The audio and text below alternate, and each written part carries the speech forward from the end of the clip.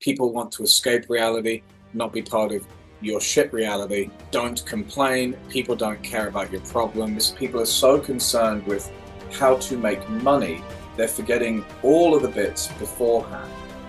I'm glad that everyone can make music, but the problem is most people shouldn't be making music, putting their hard-earned money into something that, is basically seen as water at this point, coming out of the tap. It has no value to most people. Welcome to another edition of In the Chair with. Cupshares had the great privilege of talking with Vincent Frank, aka Frankmusik. This is a gentleman that has been from the top to the bottom, from the left to the right, all corners of the music industry, and his insight is hugely valuable. This is In the Chair with. How are you? Nice to meet you. Thank you for having me on your show. You're welcome. You're welcome. So, what have you been up to recently? Recently I'm on a kind of a mastering kick at the moment. I'm just trying to improve my mastering skills. So I'm doing projects mainly around mixing and mastering. I normally do production a lot of the time, but you kind of need a break from creating music sometimes, and just managing music it just involves a little less creative thinking and a bit more technical thinking, which is just a little bit more fun sometimes. When you say you're working on your mastering, what is it is there anything in particular you're trying to overcome or get around? Yeah. Matching sort of, top level people, so you'd bring in a master from like a Miley Cyrus master, or, just like people who are literally getting paid the most, doing the most work, bringing in a track like that into a session, doing a comparable record. Obviously it needs to be a similar track in terms of genre, and just A-Bing, as it's called, just seeing if you're getting it as loud, as dynamic and punchy and things like that. Wow, yeah, it's I mean, I'm just kind of starting out. I can barely mix down my own stuff, and mastering is as a complete different science. You start out with the illusion that it's just a kind of another final process, throw on a few things, but it soon catches you out. You go and take it to somewhere else, and you go, oh, that doesn't sound as good as it was. So I bow to your. So where did this all start for you? Did you start from a technical side of things, or did you start from a musician performing side of things? I mean, like a lot of people, was playing the piano at 6, and just doing all that kind of thing. I didn't really take music. I started in the world of buying a computer and learning how to produce in sort of 1999, 2000. And so I was kind of starting pretty early. There was no internet to speak of back then in terms of, music tutorials and things like that. So it was the fun story of literally going to record stores in Soho and just face-to-face meeting people who were selling, house vinyl and stuff like that. And learning from them. Just you couldn't find any of this information unless you went and spoke to a person, or you bought Sound on Sound magazine. Which, yes, I was a teenager, so I didn't have money to buy, subscriptions to magazines, and the equipment itself was, unspeakably expensive. So it still is. yeah, a lot of it. Yeah, absolutely. Some things don't change. So to anyone who doesn't know you and your music, let's go over your sort of history and sound. Yeah. So I started off as a beatboxer. It was my first foray into music industry. Beatboxing got me in the door with sort of the urban London scene. I realized beatboxing was fun, but it was more of a sideshow. I didn't really see how I could develop this into a music career or anything like that. And so, beatboxing was fun. I was at the same time, I was always producing electronic music in parallel. So I decided to go gung-ho with the music production thing full on about 2006, 2007. And I got a record deal 2009 to Universal Records in the UK. Put out an album. It did fine. It didn't do well enough to maintain the record contract, as so often happens. I then I worked with Universal specifically Interscope in the US. After that record deal in the UK, did a year with them, also parted ways. And I've been independent ever since. I've produced music for, I've produced an album for a band called Erasure. Yeah. I was one of the people who worked with Ellie Goulding. I've done stuff, I've remixed Lady Gaga and stuff like that. I mean, but really nowadays, I've mainly focused on my own work and any independent artist that that excites me and interests me. You know, Okay. that's Hmm. my speed these days. Define interesting and exciting. Something that tries its best without trying at all to sort of ignore genre. I find in this world, I thought the internet was going to make things disappear in terms of genres. It Hmm. seems due to Spotify playlists and the architecture of how people consume music now, it seems to be more constricted than ever actually, which is slightly depressing. So it's always nice to hear music that is pop per se. What I mean by that is a concise song in the middle, but surrounded by genre bending Mm. production. Yes, because the only way I feel as a musician, not that I'm one of any great standing, but the one thing that has got me still attached to my keyboards, guitars, and production work is by just doing my own thing and being authentic. And I think that's a motto for human existence because we're only born as one of us, so we might as well be ourselves. And of course, there's always that long life story of trying to be something that you're not until you eventually become yourself. And and when you're trying to celebrate that and push that and lend towards people investing in their own talents and delivering it authentically, that's the word. It's upsetting that that path algorithmically is shockingly just not happening. It's destructive. Yet we are in this era of hyper connection, hyper possibility. You can record something and release it tomorrow, but to no audience, and these things started out promising great audiences, and it's just becomes even more so. It's soul destroying. I don't know if you share any particular views on any of that. Oh yeah, I mean, how long you got? But it's the there's obviously the consumer side of it, and then there's the creator side of it, and then there's the business that sort of glues/destroys the relationship in between. Mm. I mean, as you say, there's an immediacy. The problem is all humans try to find the path of least resistance, all of us. I mean, ADAT sounded better than compact disc, but we went with compact disc because people were sick and tired of using tape, even though it didn't sound as good. So people do like to do the easiest thing. There's people out there who will still seek interesting stuff, but the problem is they're few and far between. And the world, when I was buying music in a store, and I'm sure you were too, that you to some degree were being presented, work, a limited spectrum of work that was created by a limited spectrum of artists. Now, getting into the music industry in general back at 25 years ago was prohibitively expensive, and you needed actual relationships within the industry. As you say now, you don't need any of those things. But the problem is we're now presented with a plethora of unfiltered, unedited releases. So there's more shit than ever as well. That's the problem. I mean, I'm glad that we've democratized the process. The problem is there's no one. You're not being presented a honed. I mean, yes, you're getting playlists, but it's still half of it's whatever. It's not going to be groundbreaking stuff. When you were buying a record from Warp Records, the record label, you knew you were buying something interesting because it was being curated by interesting people that had a very specific vested interest in this specific thing. And I know that you're a fan of sort of, it seems like metal and guitar-based music. So the same thing there. The record labels that focus in on this specific thing. There's a reason why you have Dragonfly. I think is it Dragonfly? There's that. What's the name of that band? It's it's like it's super fast. Like I think it's Dragonfly Yeah, off the I top of think my head. yeah, you might be right. Yeah. And then you have like Cradle of Filth and all this Ah, kind of stuff. yeah, I Right. love that. Yeah.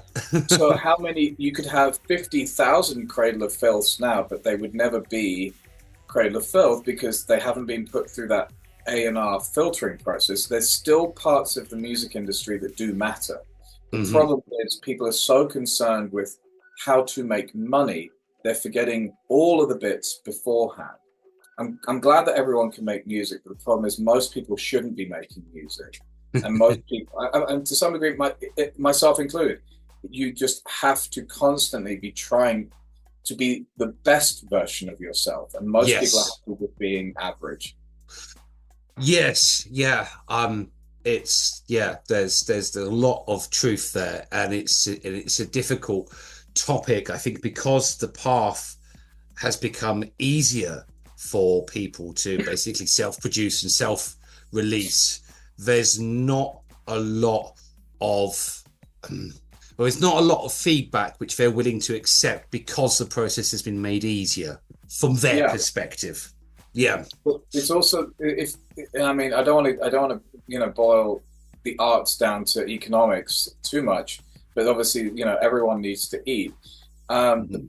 The other thing that's slightly irritating about the democratization of the music production process, it's it's a little bit like how everyone can get a college degree now.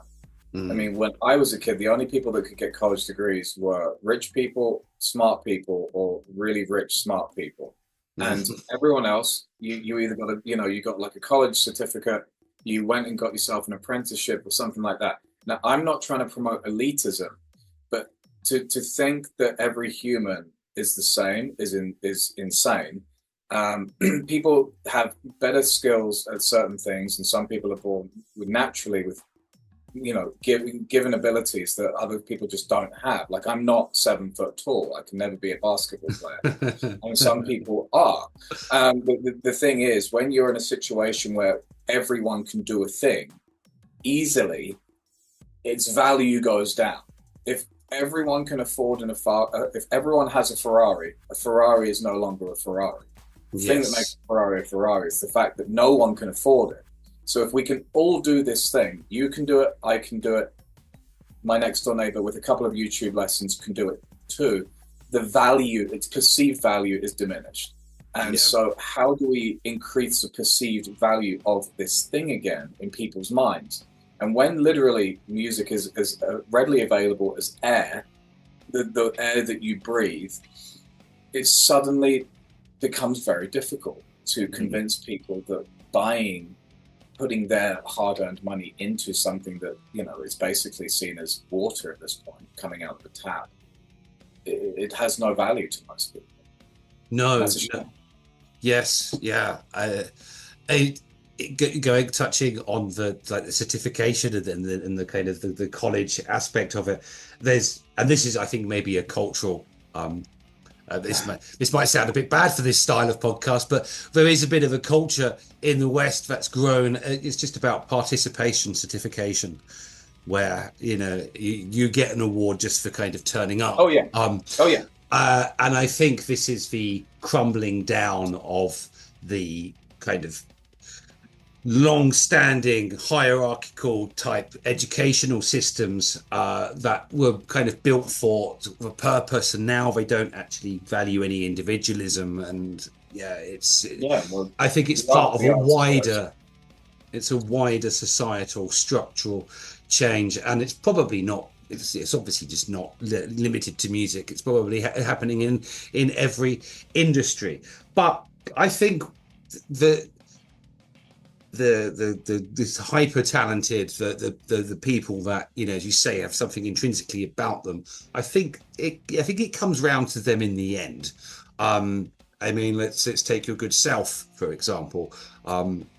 you've been through the mill as an artist, as a composer, and then into production and mastering, and then working with labels, but as an artist, and then working for them, and then working for larger scale people. So was it a case of you just kind of aiming at things, different things, until you sort of sharpened the aim and it came to fruition?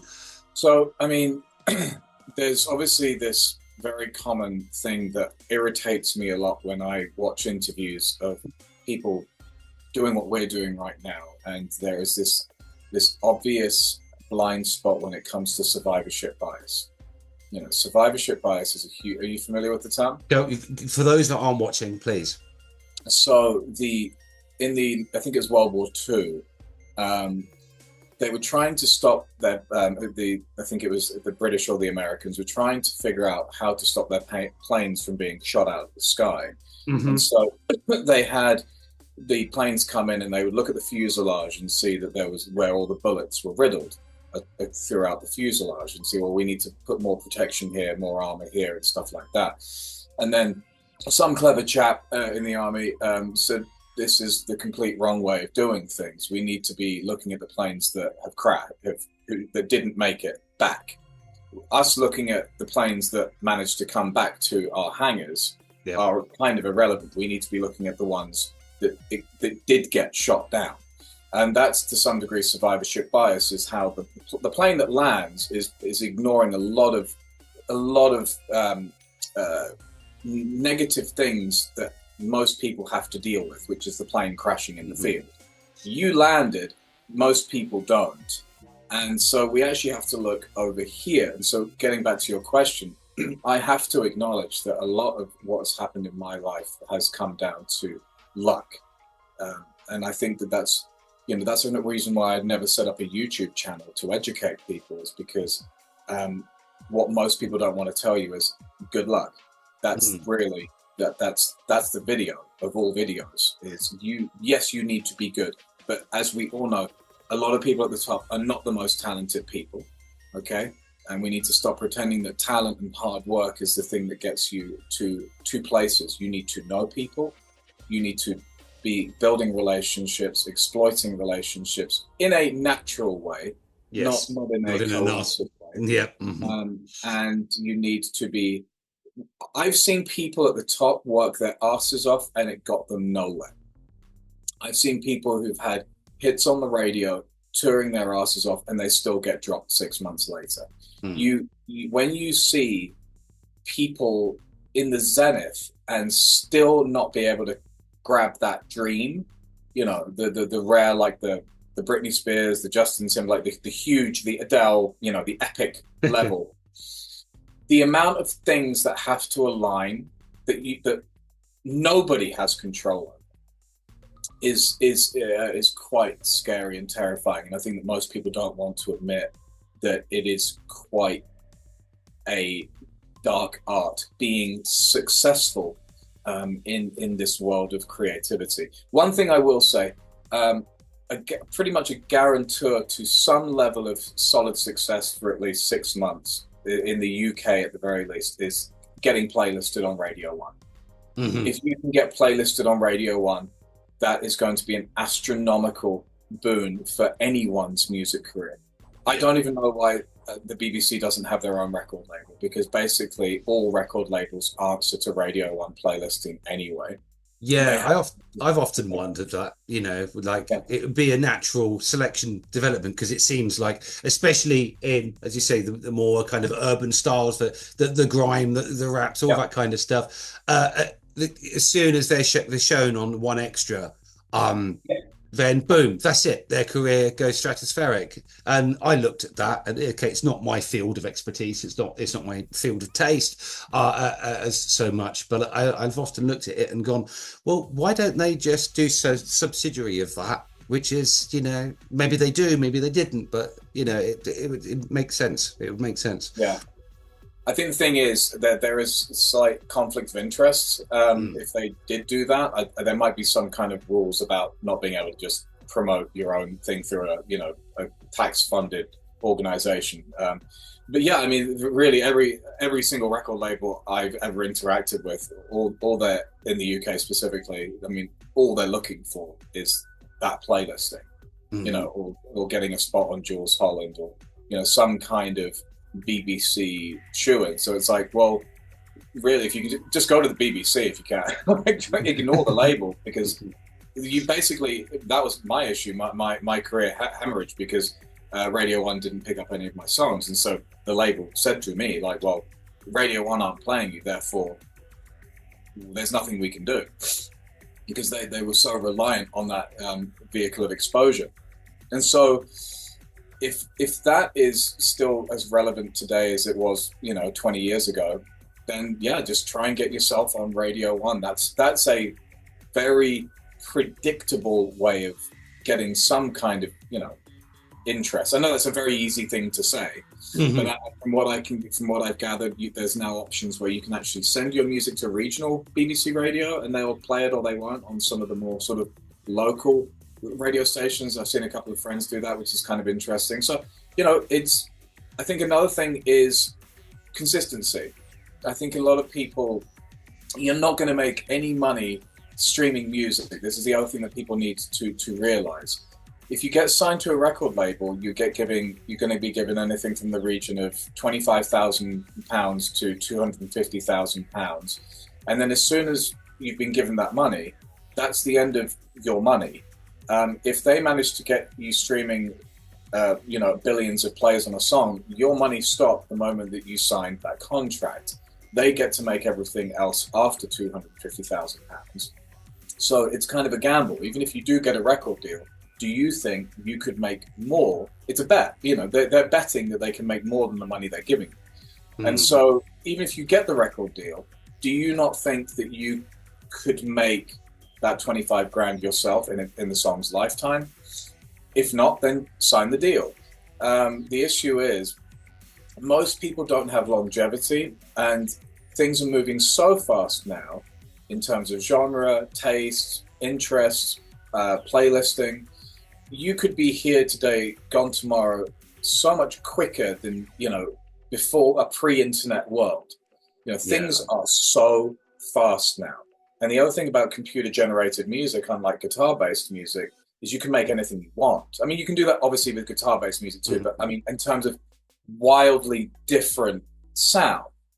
So where are you going to go? And look, I have good years, I have bad years. Most people don't want to talk about the bad stuff. They only want to hear the good stuff because it's sexy, and they're imagining themselves self-projecting into the person speaking to them about the success that they're hearing. There's a lot of downtime. There's a lot of stress. Even with the little mini thing that I have going on, it's a fight every year to keep going. Don't think for 1 second someone like me, with the things that I've done, sits back and is like, this is easy. No, it's a fucking nightmare sometimes. I think more people need to be honest that this isn't there's a reason why the lead singer of Linkin Park took himself out.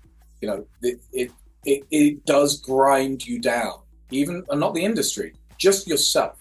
If you're someone who's hard on yourself, this industry will kill you, because it plays on all of your fears, all of your insecurities, because you're putting everything out there.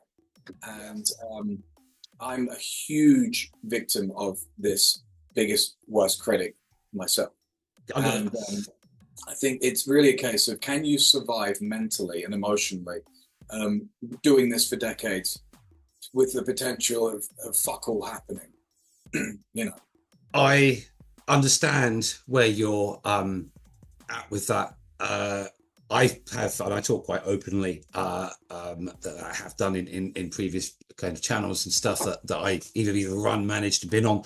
I have borderline personality disorder, which is a hugely self-deprecating disorder, and I went through a period of kind of coming off substances, which involved a short term of imprisonment. And I came out with a view to actually invest in my talents and try and encourage any one person to continue to invest in these musical talents of theirs or otherwise as a way of surpassing the vicissitudes of life. And this led to, like, reaction videos and owning little businesses that help support musicians and whatever.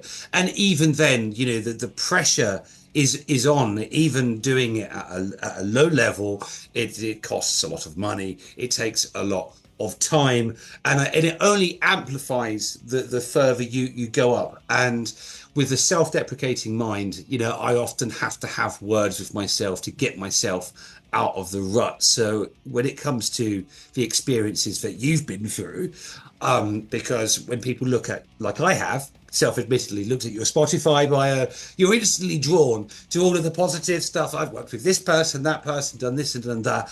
But on the other side of that coin, there's a shiny side and there's a dark side. And it's very rare to actually sit and have a chat like this and to have this level of honesty. So I totally appreciate that, and I kind of identify with it, and I hope that some viewers will actually catch on as well and realize that, yeah, it is tough, it is bad, particularly if you're of a certain frame of mind. But of course, it's still possible, because despite all this, there you are. You're clearly mid-project. Yeah, I'm mastering something right now. I mean, the the thing is, I was sitting in a chauffeur-driven car driving through Brixton, going back to my nan's house in Croydon. I always lived at my nan's house. Even when I had all the money in the world, I still lived at my nan's house, because that kept things grounded and real. And it was nice to just keep her company, and instead of me moving to central London and just losing my fucking mind.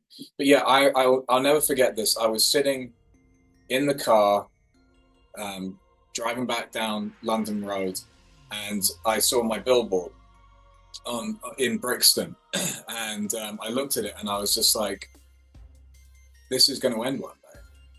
I wonder what I'm going to be doing when this is out, when that post is not up there anymore. And it's going to be weird when I know this is all going to end, like getting even the song sort of playlisted on radio too, having all this interest, doing this, that, and the other. It's like, this is all going to end one day, and that day's probably sooner rather than later. So what are you going to do about it? And there has to be, and I was at my most out of control, drinking the most filled with anxiety when I was at my theoretical peak in my early 20s. And I tell you what, there is some kind of a miracle about getting everything you ask for very early on in life. It can be a curse and it can be a blessing, depending on how you interpret it.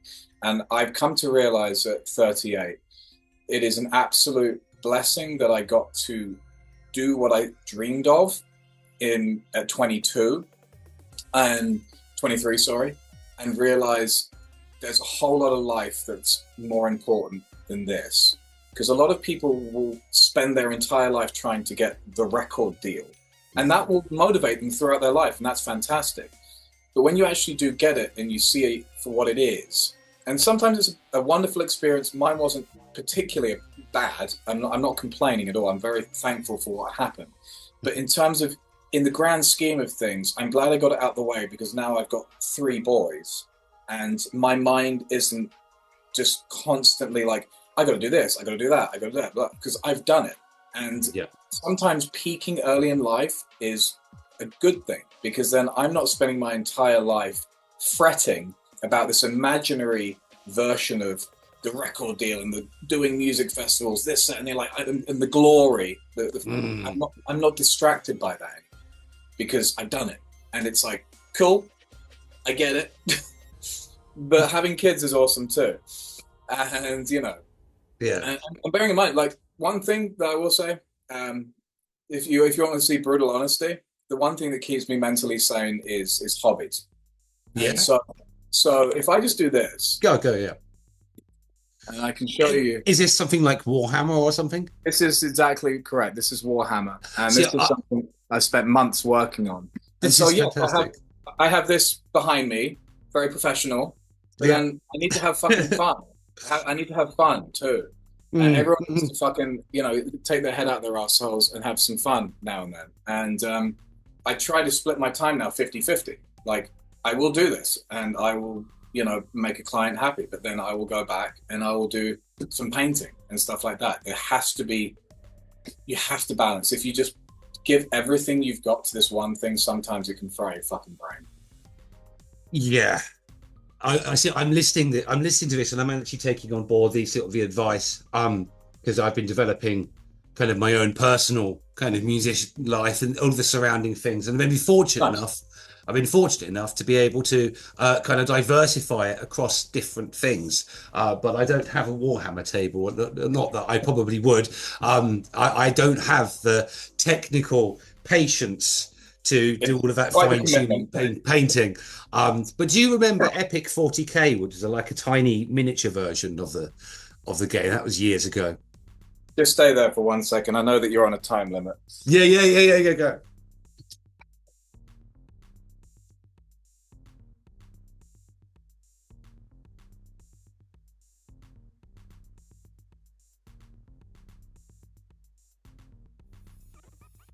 Gives me a while to admire the setup there. Okay, I'm back. Don't worry. That's all right. It's all good. I cannot believe that you would mention Epic for considering that's the Nobody obscure. knows about it. I fucking Eh. Box is upside down, but yep, I can see it. I have an entire YouTube channel dedicated to Epic 40,000. Fucking hell! Wow. Oh, Yeah, there I'll send you you a go. link afterwards. Yeah, It's I please do. Yeah. Yeah. Ah, This table you can actually play Epic 40,000 on it. But yeah, right here, this is one of the I'm sure you remember this in one of the battle books, but this is the Epic 40,000 oh yeah. Serenade Check that out. Wow. I remember all of that. Dominatrix. Yeah, I have a YouTube channel solely dedicated to Epic 40,000. I'll include that in the link Okay. of the description here. So just very quickly, Yeah, let's try to end up where we've kind of ended on something positive. But of course. for those just thinking of signing a dotted line, whether it's with Universal Music or just some Yes. small independent, what do you say what do you say to them to keep them sane and keep them through it? Understand that you are committing to a not just a financial commitment, but a human commitment. You are having to play the game with people at all times. You're to some degree, apart from very rare circumstances, for example, Adele, most of the time you're going to have to do as you're told, rather than you're the artist and they're doing what you want them to do. It's generally going to be the do as you're told way around, and that's if you can't handle that, don't sign a record deal, or sign a record deal and completely understand that you are just trying to get some money. Obviously, also bear in mind, this is the most important thing for any musician to understand. Forget streaming, all that stuff. The most important thing is you need to have all of your publishing backend sorted out. That means you need to sign up with PRS, Publishing Royalty Society in the UK, if you're a UK artist. And then the thing that nobody knows about is neighboring rights. Neighboring rights is the part of publishing which collects all publishing outside of the main territories of the UK and the US. So that's South Africa, France, blah, blah, blah. There's money always left on the table when people don't sign up for neighboring rights. You'll have to do your own research into companies that deal with neighboring rights specifically. But that is money that nobody talks about earning. Yes, there's the streaming. Yes, there's the mechanical royalties that you get from just doing your TuneCore or your DistroKid or whatever, from the streams. But there's also the publishing side of it, which very few people either understand or know about, and that's half, if not more, of your money sitting on the table than the streaming money. So that is vitally important. Get a music lawyer that is not entrenched with the music industry per se. Almost, I would recommend getting a lawyer who understands entertainment but isn't entrenched, because at the end of the day, you're replaceable to a music lawyer. You're a constant. They have a constant churn of musicians coming in and out. Their relationship is with the record label. More often than not, music lawyers have a vested interest in keeping the relationship with the record label and publishing deal labels, rather than you as the artist. So getting a second opinion is always wise when it comes to signing any dotted lines. Make sure that your options are completely and utterly executed on. So what I mean by that is, if you have a 5-option deal, 5-album deal, do make sure that they, if you have met their criteria to have the second option met, you have to fight to make sure that they can't drop you. If they've said that they've signed you for 5 albums and you've met the criteria for the first one, you fight like hell to make sure that even if they're going to drop you, that you get paid. Because a lot of the time they can tell you all the things you want to hear, but because they know that your music lawyer, literally the moment you get dropped, your music lawyer won't call you anymore, because they're not going to fight the record label on anything. Ask me how I know. So, so yeah, but I think it's important to, at the end of the day, everyone has their own story. Everyone has their own journey. Build human relationships, get out there, shake your dick, hustle.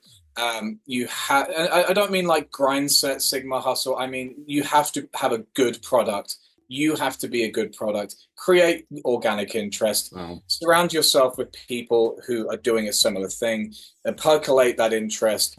You know, cross-pollinate fan bases. I do say that fan bases are non-transferable. So even if I was to work with a huge artist tomorrow, that fan base isn't suddenly going to become my fan base. You still have to have your own thing going on. Yeah. And see, we've got 4 minutes and 20 seconds left. That's okay. Cool. The consistency is important, but not so consistent that you burn yourself out. You have to have limits. I recommend, for a brand new artist, I still recommend the concept of EPs, a 4 to 6 track release. You can do 2 lead singles, release 1 song every 2 weeks. So just do like a 1 song release, 2 weeks, release another one, and then after that 2 weeks, release the entire EP. People need to have an understanding of what you are on a grand scale, not just on a single by single basis. So I still think the EP is a good amount of music. It's not a full commitment of an album. I think doing consistent EP releases is a healthier balance of getting music out there without, because the one problem is if you release an entire album, there's no guarantee that anyone's going to listen to more than 3 fucking tracks. And it's a lot more of an investment in a larger product, which saps away creativity time. But this is... You're putting all of your eggs in one basket promotionally. I love the concept of an album, but unless your fan base deems you as an album artist, it's irrelevant. Yeah, it's a bit of a vanity thing, isn't it? You know, don't be surprised if you if you're going to massively tie yourself to a genre, you're going to die by that genre too. More often than not, it's a very rare case that if you tie yourself to a genre and that genre goes the way of the dinosaurs, then you will generally go with the dinosaurs too. So be careful if you're going to just sink yourself fully into a genre like synthwave, dubstep, or something like that. If it's a thriving scene, not so much of a problem. But if you're going to do that, you got to think, am I going to be still wanting to do this 10 years from now? And is this going to be relevant 10 years from now? So that's another thing to consider. Look good, be something attractive and interesting that you would find interest in yourself. Don't complain. People don't care about your problems. Make sure that everything is on point and everything is about the music. People want to escape reality, not be part of your shit reality. And make sure that everything is polished, highly, just has a high level of clear interest. And if you're constantly comparing yourself to other people, you will be miserable for the rest of your life. Do not compare yourself to everyone, but to take notes of what other people are doing and then move on. And do you, and hopefully something will come from that. Wow. That is probably the most intricate advice, but most brutally honest advice delivered just so well that I think even it's to some element I needed to hear it. But I think that's going to be so valuable. I think there might be a percentage of people that might think this is a bit of a pessimistic kind of, but it's realistic. And you know, I commend everything that you've said there, and yeah, I think it's quite hard hitting. And you're sure you're absolutely fine with me sharing this across all of the social Oh media? yeah. No, I don't there's want to be nothing here that bad for offends. business for you, you know. No, not at all. Not at all. No, that's great. Wow, this has been a completely a different line of questioning than I anticipated, but I value it very much. And as you quite rightly alluded to, the timer is not working in our favor, but it does mean that I get an opportunity doing it in this bite-sized fashion to catch up with you again and maybe come back with some bits and pieces that the community might have kind of said in response Absolutely. to your nuggets of wisdom. And it's from someone who's been there, done it, got the t-shirt, has been on both sides of the fence, and it still exists today. Thank you so much for your time, and I appreciate you listening to me. I appreciate the conversation. I could easily continue, but I'll let you get on with your mastering project. Thank you so much.